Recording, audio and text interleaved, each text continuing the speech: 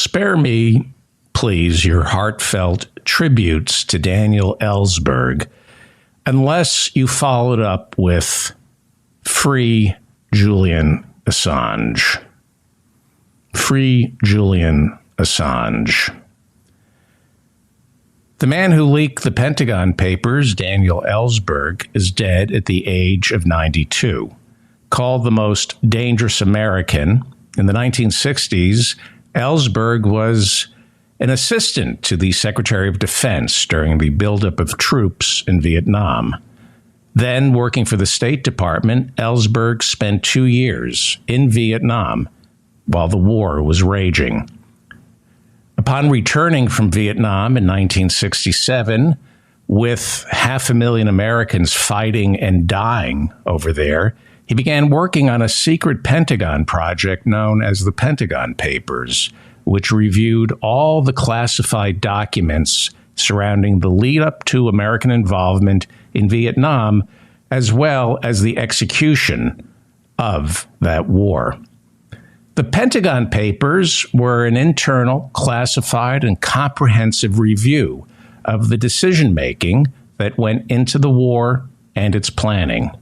One of the biggest takeaways from the Pentagon Papers was that the Pentagon and our president lied incessantly to the American people.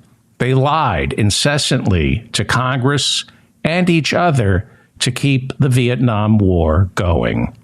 One of the major admissions in the Pentagon Papers was that South Vietnam was not a real country, that without America's support, the popular will was with the leadership of the communist-led North Vietnam, who America was fighting. The Pentagon Papers revealed that Secretary of Defense Robert McNamara exaggerated the number of casualties suffered by North Vietnam. He lied to the American people about how well our troops were doing. Pentagon officials knew that with 500,000 soldiers fighting and dying, they knew that at best, Vietnam would end in a stalemate. The Pentagon Papers revealed that President Lyndon Johnson lied about the Gulf of Tonkin incident, which he had used as the justification for sending troops into Vietnam. And so the Pentagon Papers served as the Pentagon's own indictment of itself, which is why it remained classified until June of 2011. The Pentagon Papers were leaked by Daniel Ellsberg in 1971, but the Pentagon Papers were officially still classified until June of 2011, 2 years after the death of Robert McNamara, the Secretary of Defense who commissioned the Pentagon Papers and who was exposed in the Pentagon Papers as a liar, a sociopath who lied every step of the way into that war. Americans would never have known about the Pentagon Papers had it not been for Daniel Ellsberg, who, after returning from Vietnam, took a job with the Rand Corporation, that's a liberal think tank, and he began Xeroxing copies of the Pentagon Papers and leaked them to the New York Times. That was in 1971. This was while the war in Vietnam was raging on, while our soldiers were dying. Because of the leak, the Washington Post began publishing stories based on the Pentagon Papers, and then the Nixon administration took these news organizations to court to prevent publication of the entire Pentagon Papers, especially as a book. They were going to publish it as a book. Immediately, the Supreme Court got involved, and in a 6-3 decision, they ruled that the government failed to prove that release of the Pentagon Papers served as a threat to our national security or as a threat to our soldiers serving in Vietnam at the time. Justices Hugo Black and William Douglas wrote in the majority decision that the press is protected so, quote, that it could bear the secrets of government and inform the people. This is what the Supreme Court ruled. The press is protected so that it could bear the secrets of government and inform the people. Hugo Black and William Douglas went on to write in the majority opinion, quote, "Only a free and unrestrained press can effectively expose deception in government, and paramount among the responsibilities of a free press is the duty to prevent any part of the government from deceiving the people and sending them off to distant lands to die of foreign fevers and foreign shot and shell," unquote. That's the Supreme Court in 1971. They went on, quote, "Far from deserving condemnation for their courageous reporting, the New York Times, the Washington Post, and other newspapers should be commended for serving the purpose that the founding fathers saw so clearly. In revealing the workings of government that led to the Vietnam War, the newspapers nobly did precisely that which the founders hoped and trusted they would do," unquote. The Supreme Court ruled that America could read the Pentagon Papers, but Ellsberg was still charged with violating the Espionage Act, our good old friend, the Espionage Act.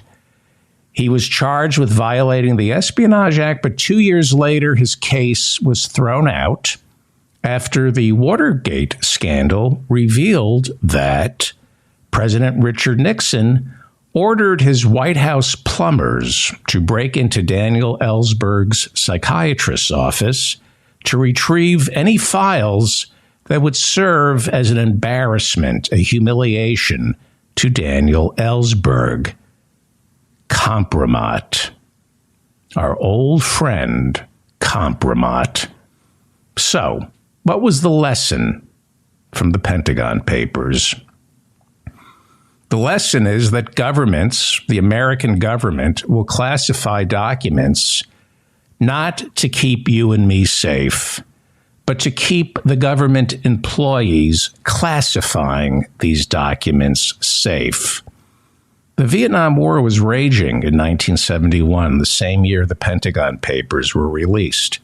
And the Supreme Court knew that these classified documents didn't endanger the lives of our soldiers in Vietnam. Keeping them classified would only protect the generals, the presidents, and secretaries of defense who endangered the lives of our soldiers by sending them to fight in Vietnam based on a series of lies. The lesson from the Pentagon Papers is the American government lies. The military lies, and they commit war crimes and perjury. Documents are classified not to keep us safe, but to keep the government safe. I can assure you most, if not all, classified material has nothing to do with national security. I can assure you that classifying government documents makes us less safe.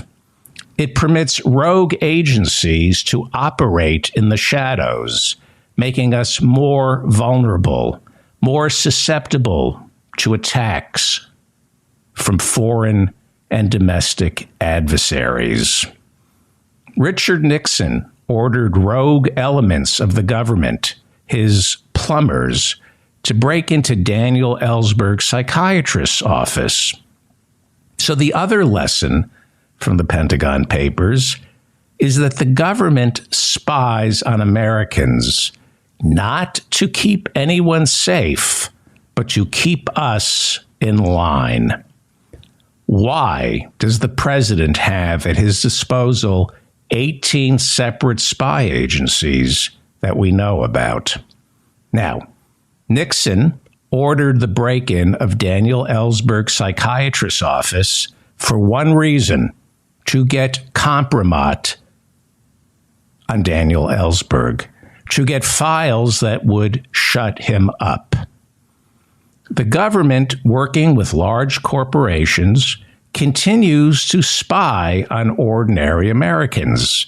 The government, working with large corporations, gets information on Americans, information that will never hold up in court, but it's information that can be leaked to the media or shown to someone's wife or husband in order to embarrass someone.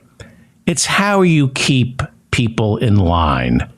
It's how you keep your political enemies in line.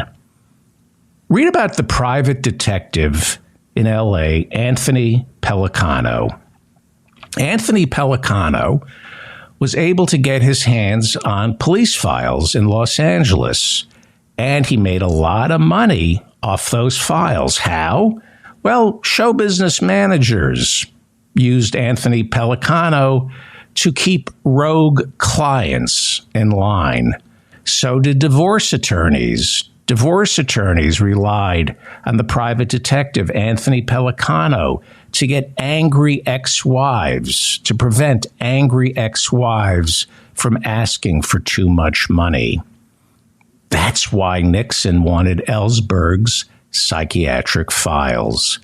Not to lock him up, to silence him. Ellsberg was being spied on. We're all being spied on, all of us. And they're not spying on us so they can send us to prison or to keep America safe. They're spying on you and me to shut us up. Stalin's top guy, Beria, ran Stalin's secret police. Beria spied on everyone. He knew everyone's secrets. And with that comes great power, even over Stalin. So, right now, our government is trying to extradite Julian Assange and put him on trial for violating our old friend, the Espionage Act. Julian Assange is in Great Britain right now. And unfortunately, Joe Biden's Justice Department is trying to get their hands on Julian Assange. Julian Assange, through WikiLeaks, exposed American war crimes committed by our soldiers in Iraq. There is video, thanks to Julian Assange, we've been able to see this. There is video of our soldiers in Apache helicopters laughing as they gunned down innocent civilians in Iraq. But so far, the only one facing criminal charges is Julian Assange for leaking that video. Not the soldiers who committed the war crimes. Our government instead wants to prosecute Julian Assange for exposing the war crimes. So far, the only one who served any time for those war crimes is Chelsea Manning, who gave those files to Julian Assange. I believe in a strong government, but I believe in a government that works for the people, not the rich and powerful. The rich and powerful will always use our government to further their means by sending our military, our soldiers, off to war to protect the rich and powerful's financial interests. It's a story as old as the Bible. And these military leaders, as Smedley Butler would call them, gangsters for capitalism, our military leaders lie. And they will keep secret from the soldiers and the American people the real reason these wars are being fought. And they will classify any document that reveals the real motives behind all these unnecessary wars. Most, if not all, of classified documents are not about national security. They're about protecting the military leaders and our politicians from being charged with perjury or war crimes. That's the takeaway from the Pentagon Papers. Most classified documents, like the Pentagon Papers, are about protecting the rich and powerful who force our politicians and generals, who they control, to fight wars. Now, on Thursday, here in America, a grand jury indicted Jack Teixeira. He's that 21-year-old Massachusetts Air National Guardsman who leaked classified documents on a Discord server. Now, from those documents that he leaked, the Washington Post was able to learn that the Biden administration lied when they intimated Vladimir Putin blew up the Nord Stream pipelines in the Baltic. Couple these documents that Jack Teixeira leaked with Pulitzer Prize-winning investigative journalist Seymour Hersh reporting earlier this year that it was the Biden administration that blew up the Nord Stream pipelines. And you can make a serious case that our government committed war crimes, that our government committed ecocide, that our government is responsible for one of the largest environmental disasters in history, the blowing up of those two Nord Stream pipelines in the Baltic. Yet it's Jack Teixeira who's on trial for leaking government documents. Maybe he should be on trial, but who's the real criminal? Who did the most damage? The government that blows up those pipelines, or the kid who leaks the documents? Who's the criminal? Who's the real criminal? The Secretary of Defense and United States president who lies America's way into sending 500,000 men and women to fight and die in Vietnam with almost 60,000 dead soldiers? Or Daniel Ellsberg? Who's the criminal? Daniel Ellsberg or Robert McNamara, the Secretary of Defense, who commissioned both the Pentagon Papers and the war in Vietnam? Who's the real criminal? Who broke more laws? Our Supreme Court in 1971 spelled it all out for us. They said governments lie, and it is the job of journalists to catch those lies. Journalism isn't interviewing powerful people. It is not journalism asking presidents, politicians, or billionaires, or retired generals who are now lobbyists for Boeing, or current generals what they're thinking. Journalism is exposing their lies because they lie. All corporations, all rich people, all generals, all presidents, all governments lie. It is not journalism to hold a town hall on CNN and provide a platform to a presidential candidate so he can spread more lies. Journalism isn't interviewing the powerful and allowing them to lie.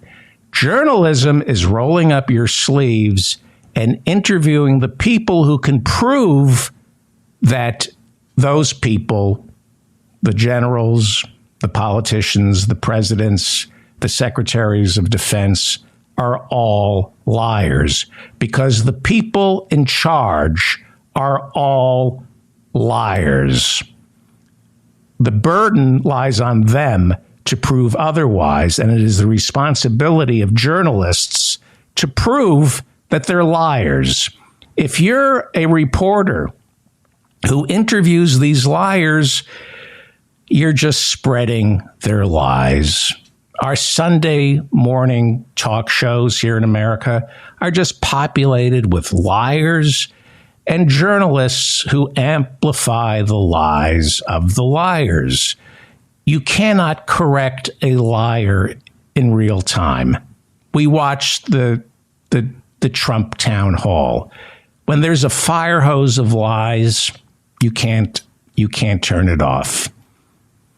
Stop interviewing politicians on Sunday morning and calling it journalism. And then stop interviewing other reporters after you interview those politicians. Stop talking to powerful people and other journalists. That's not news. That's amplifying lies. Journalism isn't interviewing someone. It's gathering facts and exposing lies. As the great Bill Moyers says, news is what they don't want you to know. And he should know because before he was a great journalist, he was Lyndon Johnson's press secretary. Daniel Ellsberg was willing to die in prison. Chelsea Manning was tortured, placed in solitary confinement for the truth. The least that our American reporters can do is to stop asking politicians what they think and call that news. That's not journalism.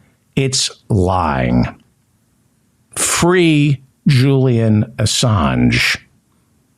Spare me your tributes to Daniel Ellsberg tonight unless you followed up with free Julian Assange.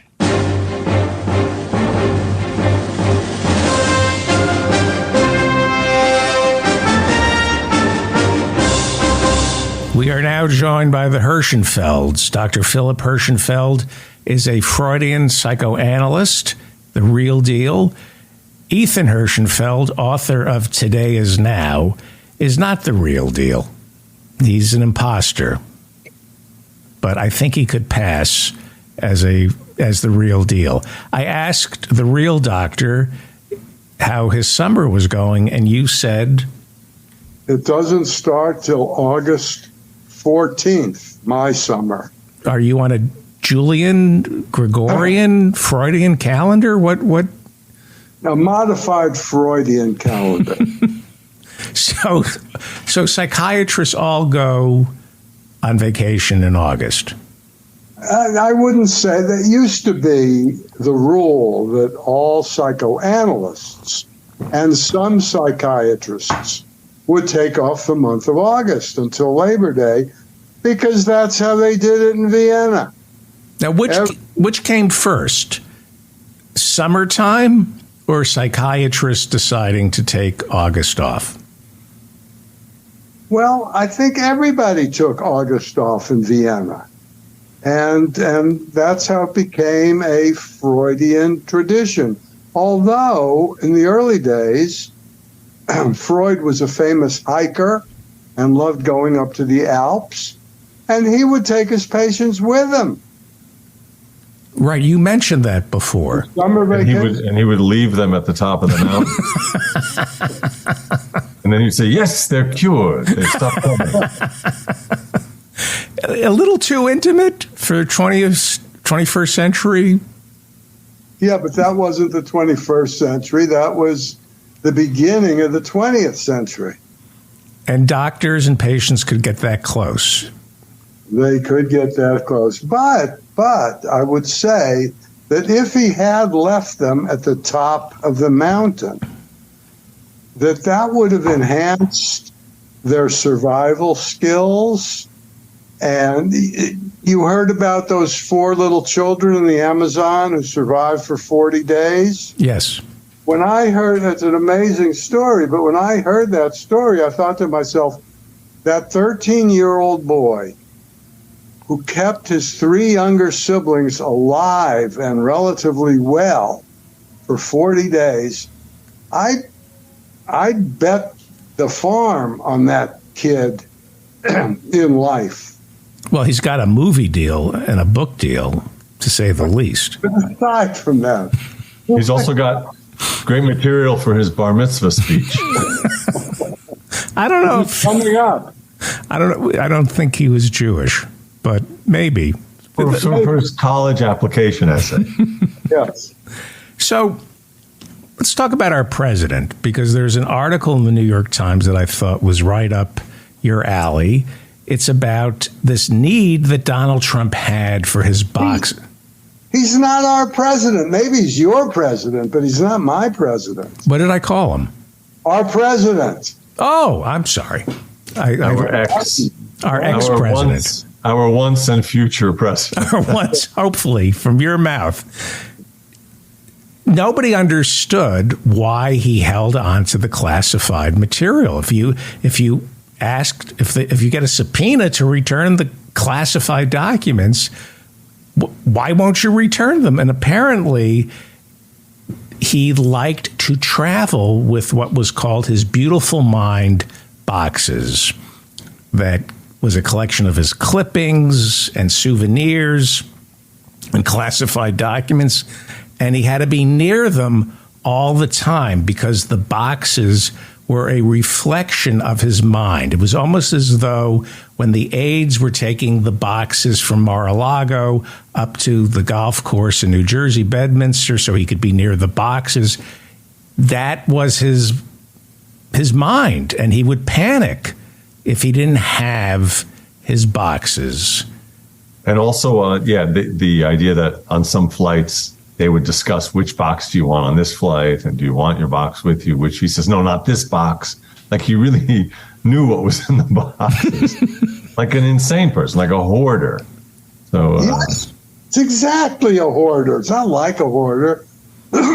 Just the fact, not that he had that much money, it turns out, but hoarding all that money is the same kind of condition of people needing to hoard stuff to somehow quell their anxiety, whatever it symbolizes to them.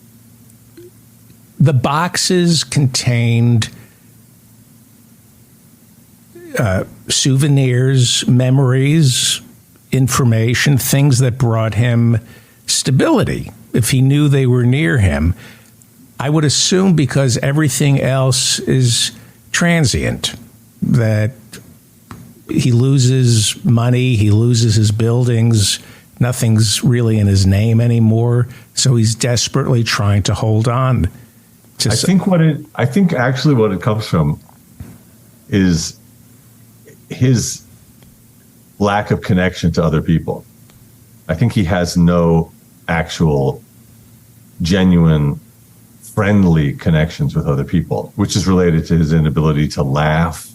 He's really insulated in his own head. So for him, like maybe a love letter from Leona Helmsley that he has to have near him, that's for him, that really substitutes for what other people get from an actual phone call or an actual interaction, a cup of coffee with someone.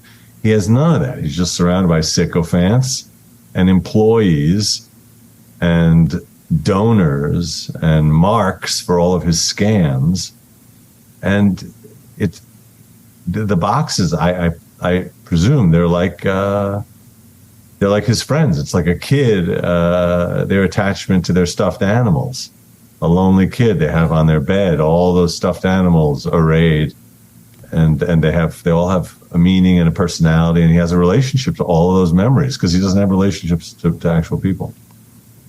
I guess that makes sense. I've read stories even before this that he would travel with the boxes and open them up on the flight and show certain documents to people. Yeah.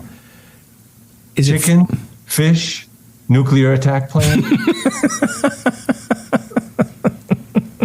Is the nuclear attack plan, was it written with peanuts? Were peanuts in the room when it was prepared? Warm nuts. Department of Justice documents. So in his defense, is it fair to say that he wasn't selling these classified documents? He just needed them to make himself. I don't think I haven't heard anyone say credibly that he was selling them. Although he would like a baseball card. He would have, I think, that inclination to sell them like memorabilia. He's that kind of guy. Trading classified material on the open market. Here's my Kim Jong-un 1978 Oakland A's card. Autographed. With the bubble gum still intact. But no, I just think it's all part of that same puffing himself up, and he's a big show off, and he just wanted to show the documents, which you're not allowed to do. Right. What? Look what I have. Aren't I great? Yeah. We all need to look at something and say, this is mine. Is that for posterity, for immortality, to make sense of the world? We need tangible, material things to prove that we exist, right? Well, to different degrees in different people. Yeah. It was a lot easier back in prehistoric times among the Neanderthals and among even going back just about 15,000 years, if you went back then, in the Stone Age. Because if you went somewhere on a trip, you could have an impulse. Oh, I'd like to bring this stone back to my family. But your family, that's all they have also. Back at home, they just have stone. And they're with you. Right. They're also with you. You're nomads. So it's now in a world, the problem in the modern world is there's lots of different stuff. Back when everything was just one thing, then there was no need to gather stuff and travel with it. And everything was either edible or it was a stone. That made it very simple. And you could tell the edible stuff was not a souvenir, and the stones, Do you think slavery was invented because parents were out of things to bring home on business trips? So they brought home other people? Well, it began actually as they needed someone to schlep home the stuff that they were bringing home. And then they were like, wait a minute. We also have the people who brought the stuff home with them. You're not leaving. Yeah. You're staying here. Yeah. Holding on to things. So I'm going to guess that this is poor toilet training. I would assume the trauma. I hope I'm pronouncing trauma properly. It's a little simplistic, David. Thank you. Thank you very much. That's the nicest thing you've ever said to me. You butchered the word toilet, though. Can you try something toilet. Toilet. So let me ask Ethan, what do you think Donald Trump's trauma was that he has to hold on to things? I think the real problem was even his father, Fred, in Queens. It's well known that he was people think that Donald Trump invented the gold toilet. It was actually Fred who started with the gold toilet thing. But they didn't make a gold toilet in a kid size.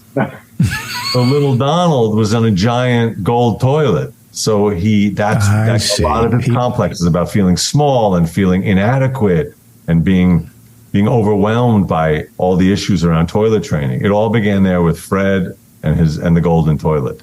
And it's like you've heard of James and the Giant Peach? Yeah. Fred and the giant gold toilet. So. But why don't we hear anything about Donald's mother? Didn't he have a mother? Yeah. Yeah. Good point. Who didn't protect him, I think. Or something, whatever it was. And a gold toilet, assuming you come from a family that worships gold, like the Trumps, what does defiling gold? What is this? What is the subconscious thinking that I'm going to have this toilet of gold that I will defile if I'm lucky every morning? Normally I would say, like the doctor always says, it's very individual. But in this case, it's not. In this case, it's because it's that sort of 18 to 24 karat gold that has more of a kind of tan, like Taos and Phoenix kind of color palette to it. So it doesn't really get defiled. It's all of the same palette. Yeah, I see. Are you optimistic? Do you think when you see the former president being arraigned now twice, does it give you hope for the future of this country? Doesn't. Well, yeah, I mean, it's good that the process survives, but it will not survive another presidency of his, and he has a shot at it. He does. Yeah, but I was actually encouraged by the statistic which I read I might have been in that Boxes article, which said that only 7% of polled Republicans took this new indictment as a problem for their confidence in this guy and their support of him. But I thought, well, that's enough. No, 7% is enough in the world we're living in. If you can just peel off 7%, those are the kind of margins that make the difference now. But it's a long way off. This election, incredibly, we're still a year and a half away. But we're in a permanent state. Jesus. General Kelly, who was his chief of staff before Mark Meadows, scared shitless is what he said. He literally said Donald Trump is scared shitless. Is that General Kelly projecting his humanity onto an inanimate object? Yeah, I had the same question. Yeah, I don't feel like he sits still long enough and isn't chewing on something, like actually chewing on a snack long enough to actually be scared shitless. Like he seems to always be in motion and always be thumping his chest and riling up his troops, and he's going to battle until he, God willing, joins Berlusconi at the Bunga Bunga party in the heavens. Dr. Herschenfeld, you thought the same thing, that he's not scared? Well, I think he's protected from being scared by his grandiosity and by what Ethan has described, this constant in motion, making new plans, more and more chest thumping. I'd personally be very happy if he were scared and his blood pressure went up and all that stuff. And there was an article in the Times this week about somebody who was at the trial, and they were describing how they could tell how awful and frightened and scared he was, blah, blah, blah. I don't know if I bought it. Yeah, I saw that too. I had the same question. I got scared. I kind of empathized with a non-existent Donald Trump on Tuesday. I saw the motorcade and I thought, well, this must be dawning on him, the severity of this. But I don't think, I think he was in the car with his son, Eric. Perhaps, I think Eric was with him, and they were just talking about the Yankees. It was just another day of theater. Yeah. And then straight from the indictment to you can imagine like the soundscape and the smellscape in that Cuban restaurant. Like you're just overwhelmed with the fans and their cameras and the food and the music. And the rabbis. And the rabbis. At that there were rabbis who laid hands on him. At the pork restaurant? At the Versailles, yeah. Jesus. Oh, the Versailles, that's funny. Well, if it's a Cuban restaurant called the Versailles, who knows what... They're a little confused. Yeah.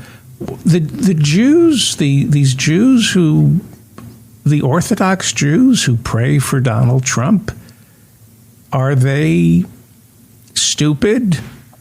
Or they're not stupid necessarily. Some of them are, but we have some who are married into our family, and they are they're not unintelligent, but they are actual cult members. Yeah. They have all of those features. They can't actually apply any of their powers of reasoning to this one situation. They're completely in it. So any evidence. So it's just like there was that round table, that town hall of 11 people on PBS, apparently 11 Republicans, and none of them were moved at all by this news. of all these indictments. They all instantly, anything that happens just fits right into their cultish worldview. And that's the role faith plays in how you perceive the real world, because it doesn't matter what the facts are. Right. You can't convince a believer that their God doesn't exist. Right. And so the religious leaders create the conditions for these people to believe that Donald Trump, in other words, if their rabbis said bad guy, then they would turn on Trump. Or they turn on the rabbi and get another rabbi.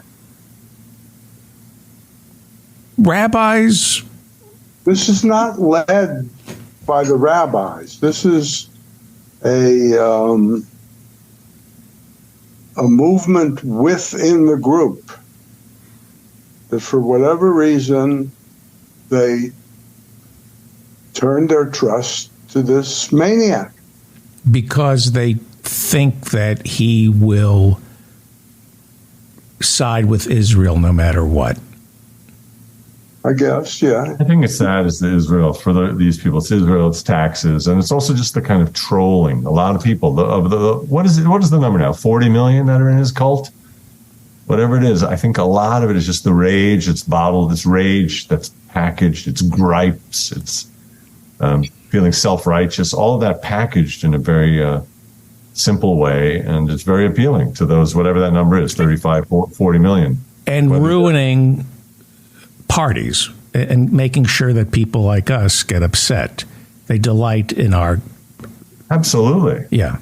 But going back to the Jews who support Trump, here we are, children of the Enlightenment, seeing Donald Trump as the blueprint for, if we're lucky, Chile under Pinochet, and if we're not lucky, Hitler. I mean, we just see we put all the patterns, piece everything together, and we see who he is.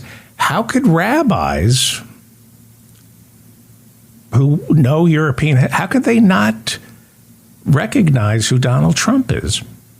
Well, rabbis have some special mystical power, according to you? No, but they're people.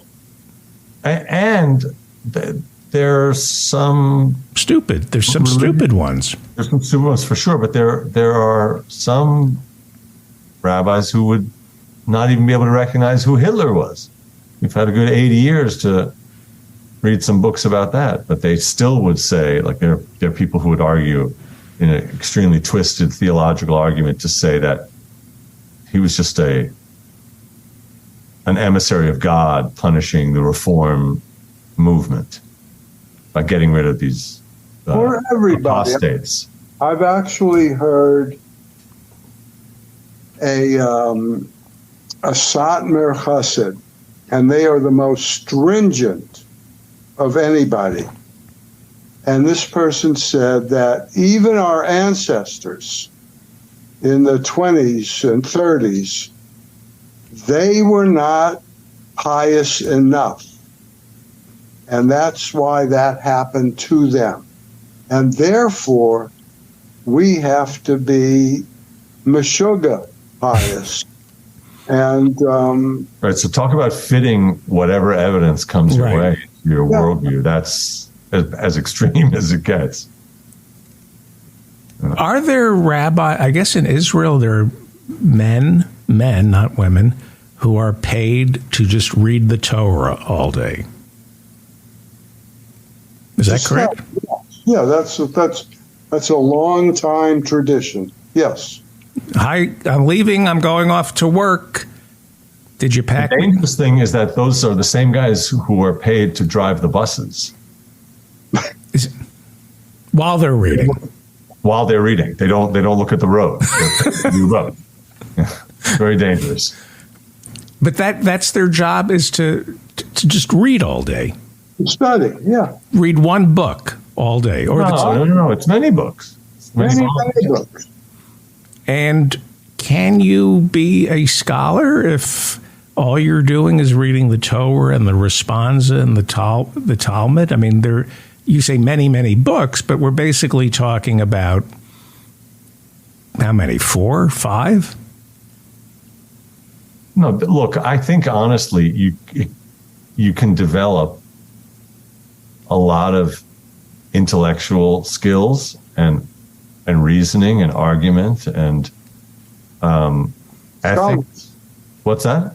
It's scholarship. Yeah, scholarship, ethics, humanism. You can develop all sorts of things out of that. It just depends how you do it. I think you can study all day, and that can. But if you take a human being, and for 60 years, all this person has done is looked into the holy books, immune to all that's going on around him. It's almost as though it's a human being who's been frozen, and then you thaw him out and welcome him to the real world. What is he going to know? I've known people like this, as a matter of fact, and they're not frozen. They have frozen out the external world, which they don't think is all that important. In their minds, they're involved in what's really important. And reading the news and, making money and all that stuff, that's just a distraction. But you're also discounting and ignoring a very important part of these people's lives, which is their family and their community. And food. Well, yeah, yes, food. So that's all going on. It's a way to live your life. We all have to live our lives. And what one book are we all? I mean, my nose is in the iPhone too many hours a day. And there is something repetitious about living in the real world. Absolutely. That you begin to see the same story over and over again, and probably it's somewhere in the Bible as well. Yeah. I was thinking about this earlier today, and it just sprang to mind again. I think it was John Gielgud. I heard him say once that he had never read a newspaper. He really cut himself off because he thought, for whatever reason, he was so devoted to theater and being an artist and being a performer and Shakespeare and studying his roles. He made a decision. He just wouldn't ever read a paper. And he lived, I would assume he lived a life of a lot of value. There's certain people who sort of good looking, they waltz through life effortlessly, and they're almost like ghosts to me. So what are you reading, Dr. Herschenfeld? Let me say one more thing about that, about the newspapers. Sometime in the mid-'60s, I was applying for a job, and I was sitting in a waiting room for a long time. And there was a copy of the New York Times, and I read the first section from the beginning to the end. And Vietnam was talked about, and whatever politics was talked about. And when I finished, I realized that this piece of newspaper was 1 year old. And I never picked it up in all of the reading, because it was all repetitious. Pluska, what is it, Pluska Shan? Right, yeah. Plus ça change, plus c'est la même chose. How do you know so much? I just know that phrase. I know that phrase in every language. That's all I know. Last week you said something that would have taken me 10 years to come up with. Before D-Day, they had A-Day and B-Day and C-Day. Right. B-Day, I kind of know what B-Day... B-Day. That was a real shit show. It was... The French insisted on B-Day. Can we at least try? To start with it. We say we're doing B-Day before A-Day.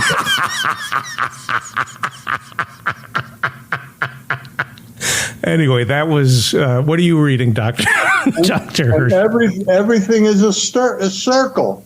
We come back to the golden toilet. The golden toilet. Yes. Which was what That's like my golden parachute. It's when you leave your job, they give you the golden toilet or the golden parachute. No, that was what my parents whenever I misbehaved, they said, remember the golden toilet.